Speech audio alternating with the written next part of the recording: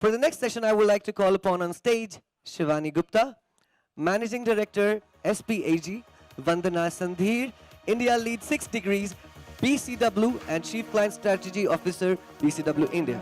Nikhil Day, Executive Director. Nikhil sir is back, I'm sure. Welcome back, sir.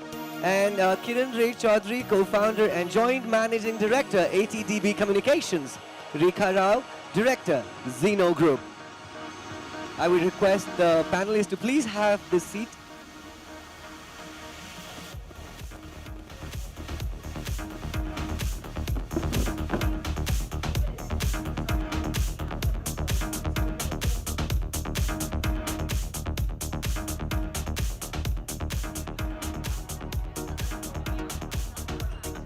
All right, what a beautiful looking panel, guys. You can make some noise and give a round of applause.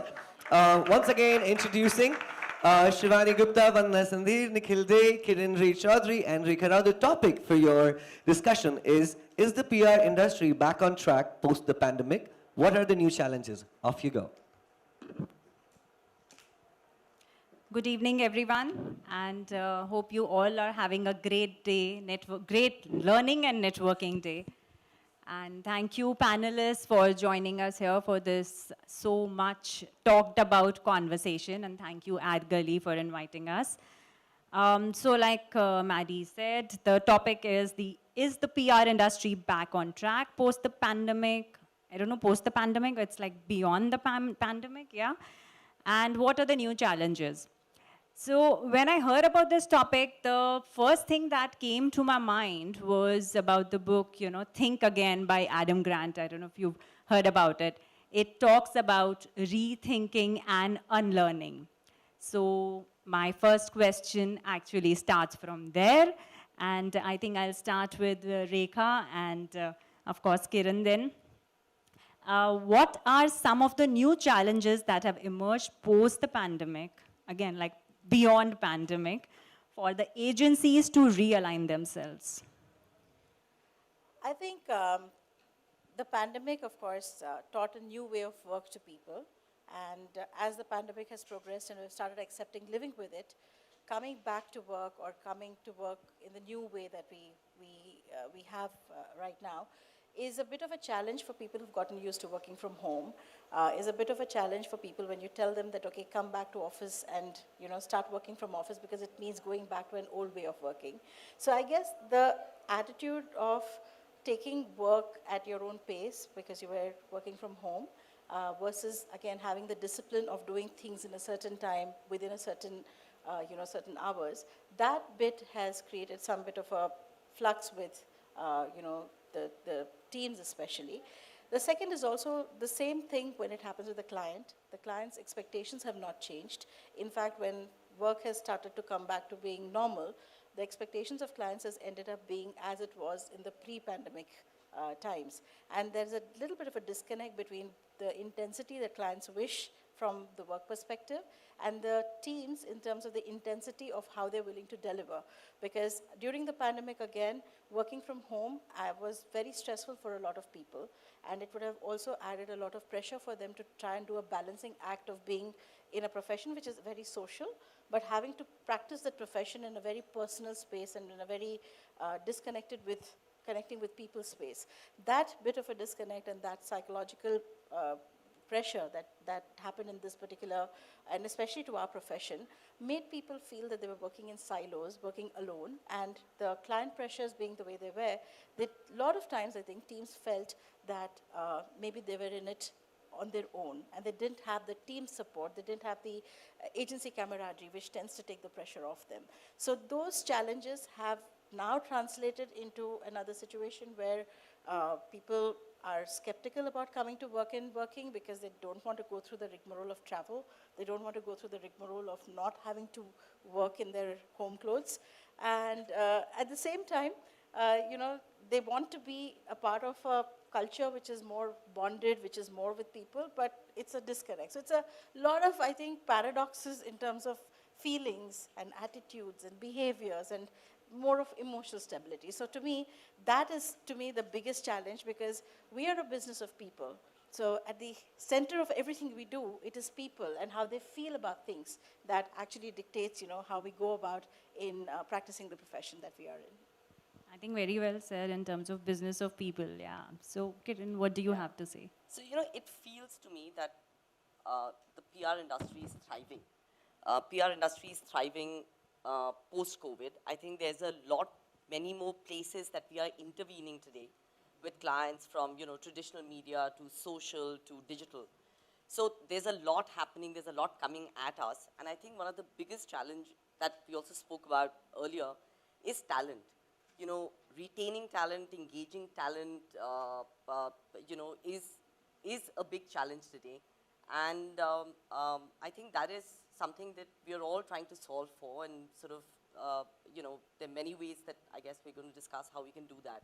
But I'm just going to keep it brief to that talent is, to my mind, the biggest challenge. I think that's one very interesting point, which brings me to ask Nikhil and Vandana here in terms of when we talk about, Nikhil, when you're talking about talent point of view, how do you see, like, in terms of when you are managing maybe like 3 different generations, 3 or 4 different generations together in one organization, and, how do you align them? How do you kind of upskill them?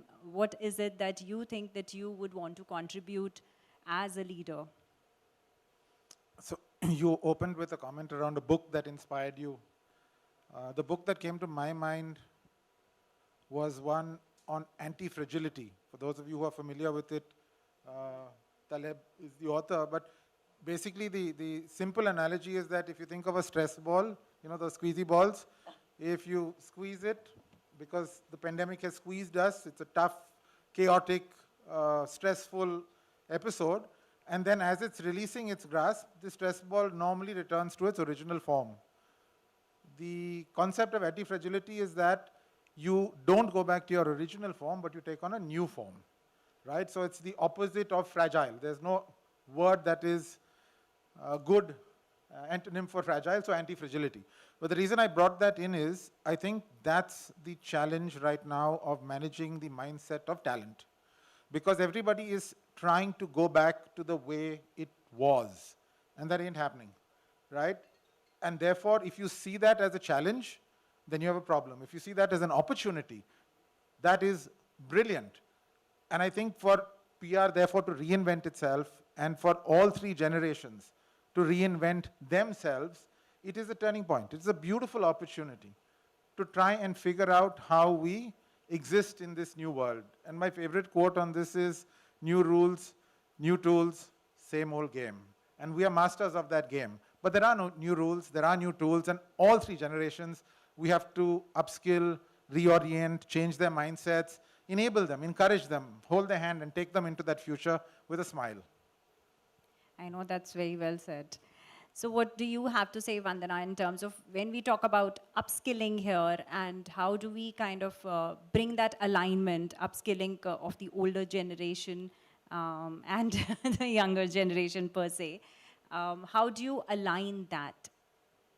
So actually, I want to start by saying that we should celebrate and congratulate ourselves as industry professionals on how we adapted so beautifully in the pandemic.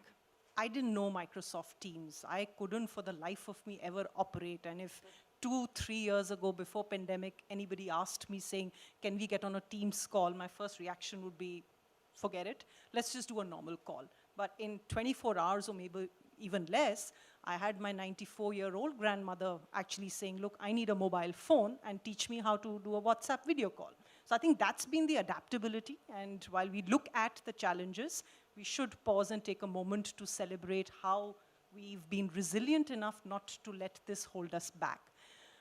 In terms of upskilling, particularly, I think it's important to start from a space to say that we are not the be-all and end-all. We also were privileged to have great sets of mentors who probably felt as frustrated when they had rookies like us in their lives as we feel when we have newbies coming into. So I think a lot of a case of reverse mentoring, if I may say so. So I'm very proud to admit that I have 2 colleagues who are mentors for me, and they teach me and into the whole social media world in terms of what are the, rules or the new rules of the game there.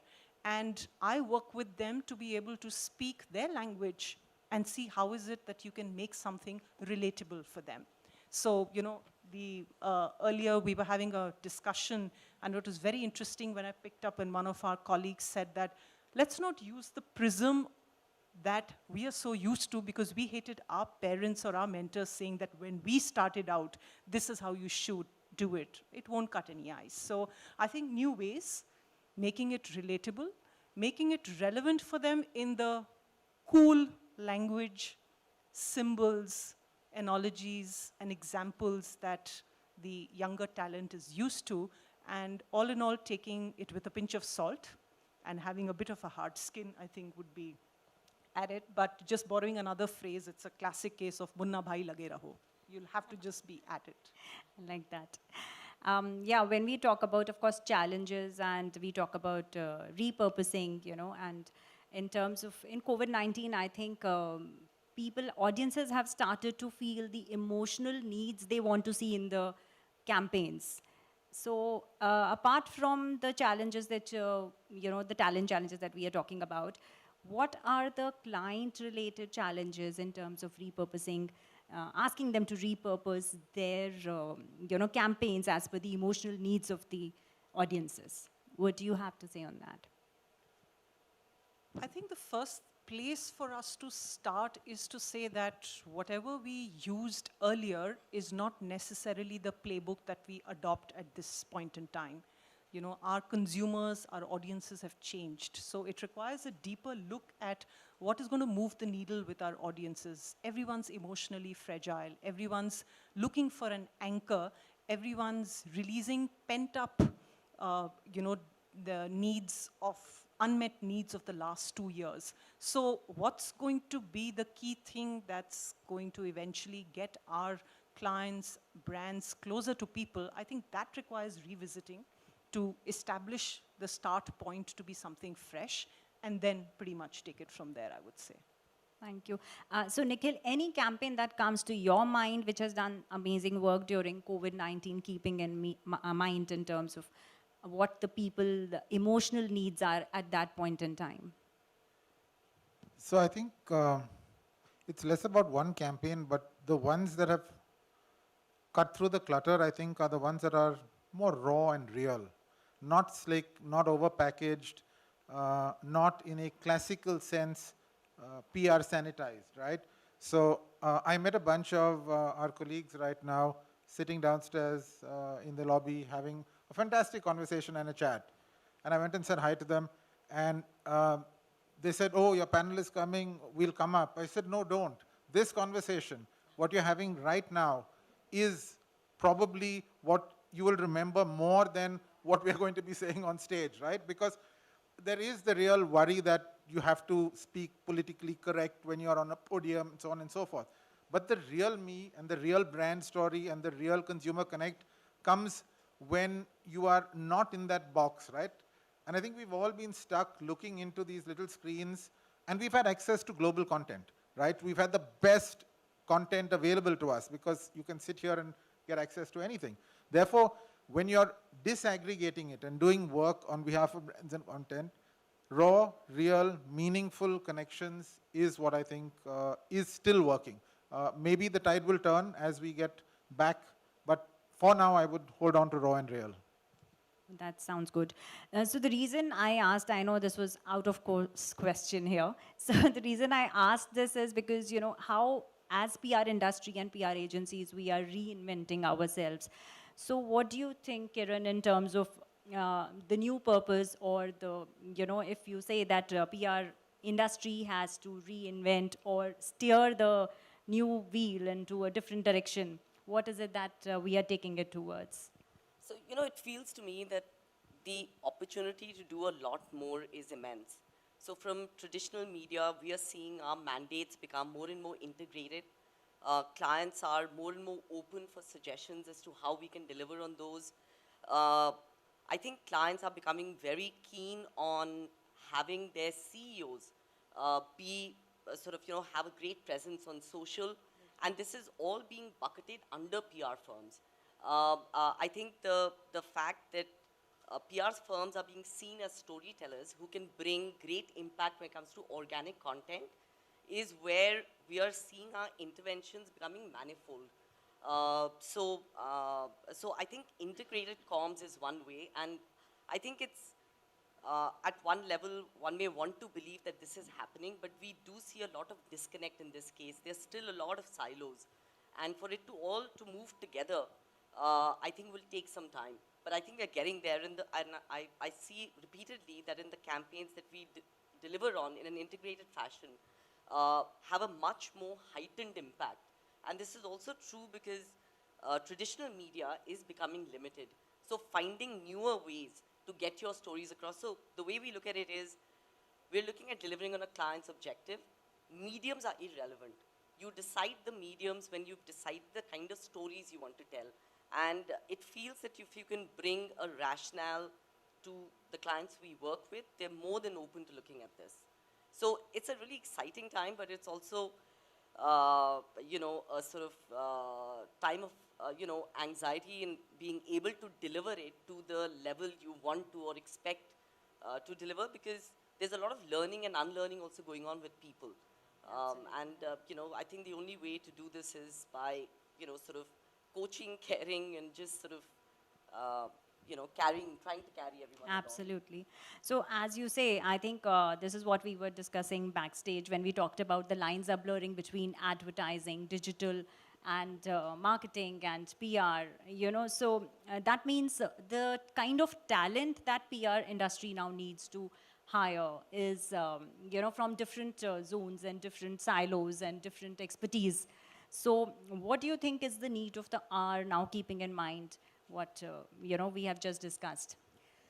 So I think two elements. One is, of course, the insight process, which happens with data and analytics, and therefore data and analytics is a very important element of, how do we look at data? How do we analyze that data to provide us with the insights that are needed to create great communication?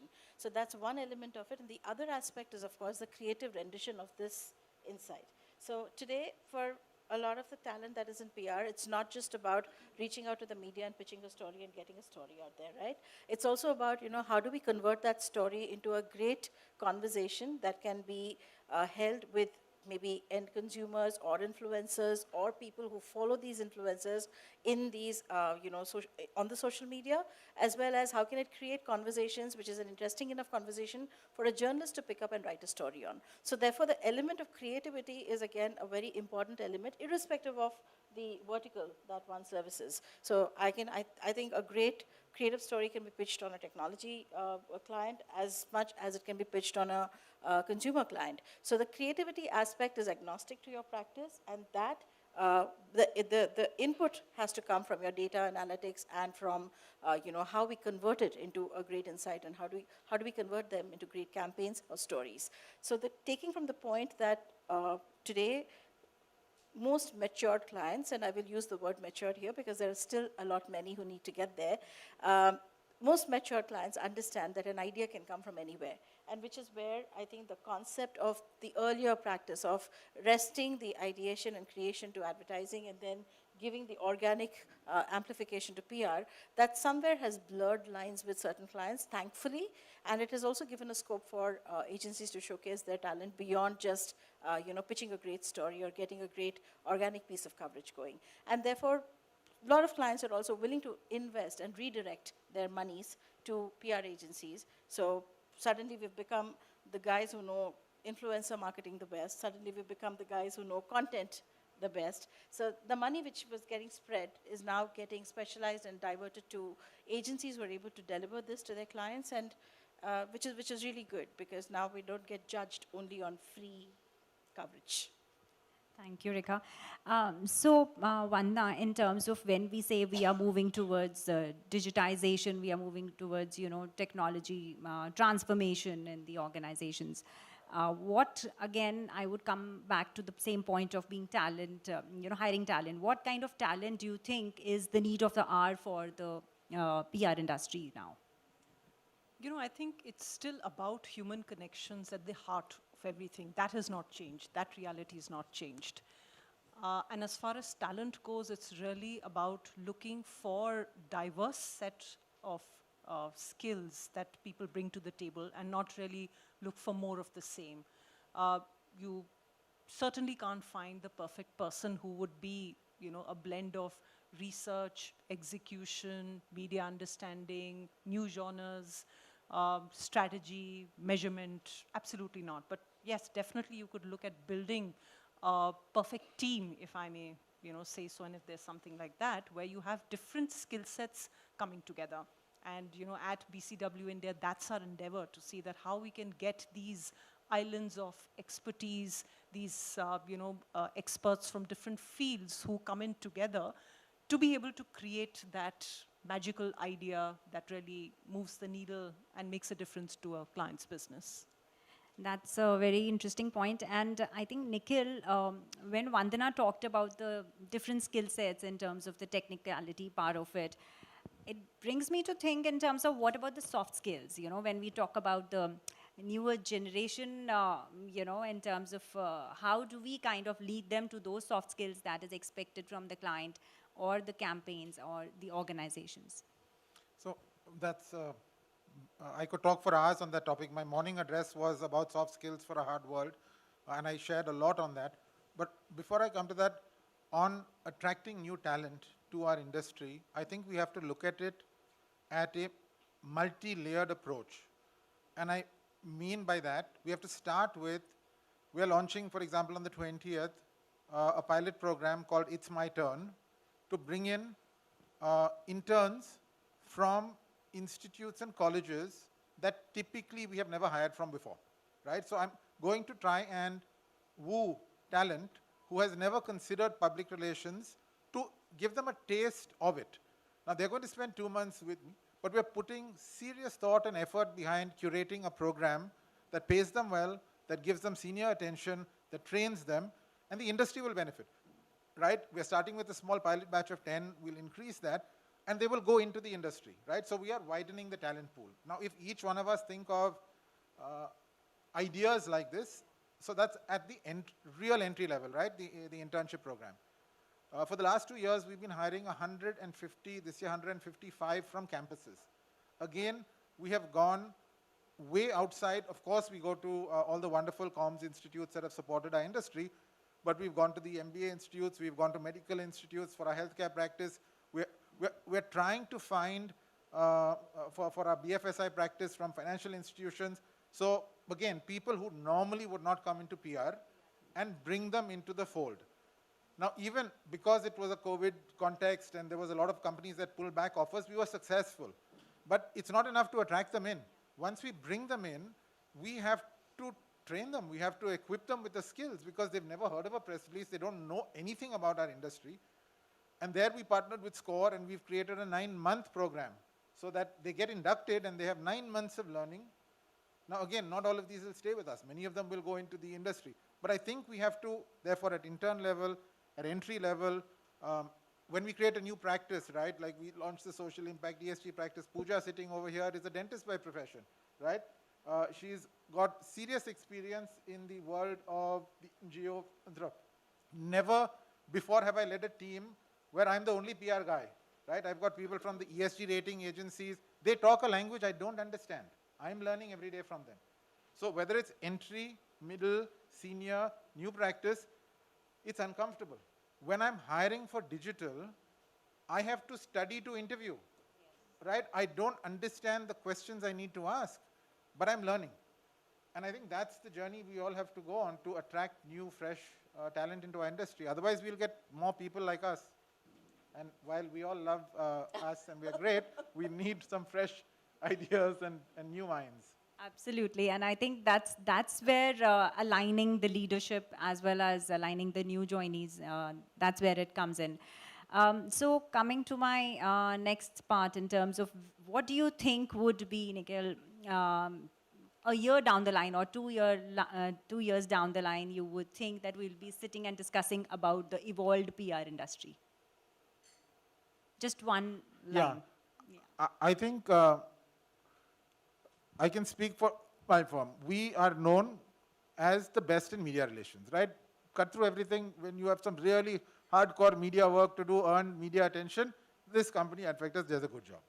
Now, if we have to reinvent ourselves and still be valuable and still stay true to our essence, we are graduating to earned attention. Full stop. We have to be able to earn attention. Now, what it will take to earn that attention is for us to figure out, and that's the journey we are on. But I still think public relations is seen to be in the space of earned attention as opposed to paid. And here's where I often differ with people that look at integrated. I'm not opposed to paying. We often have a sprinkling of paid content in, but there are hundreds of other disciplines looking at that. When we are called forth, we are primarily called forth for earned attention. So to be able to use paid to earn more attention is still okay, but that's what I think we are going to have to reinvent ourselves to be able to do. That's your hashtag, Vipsik. Yes, absolutely. Vandana, what would your hashtag be for the new Actually, PR industry? For me, it would be trust and purpose. I think the journey started much earlier, got fast forwarded due to the pandemic. And now I think that's the only way as we move ahead where, it will have to center around trust and purpose. Okay, thanks. That's interesting. What about you, Kiran? What do you think your hashtag would be for the I new think PR it'll be industry? model coach care. Nice. Model So, coach care. yeah. Okay. What about you? For me, I think it'll be platform agnostic because that's what we need to be when we think. The hashtag platform agnostic. Thank you so much. I think it was a wonderful session. Learned a lot, and what I think I could take away from this session was more about how our, in terms of the new leaders, the leaders here are kind of open to aligning with the new leadership which is coming on board, and there is no mind block or there is nothing, no constraints there, and like with an open prism we look at it. Thank you so much. Thank you so much for this amazing session. Ladies and gentlemen, I would request you to take your seats.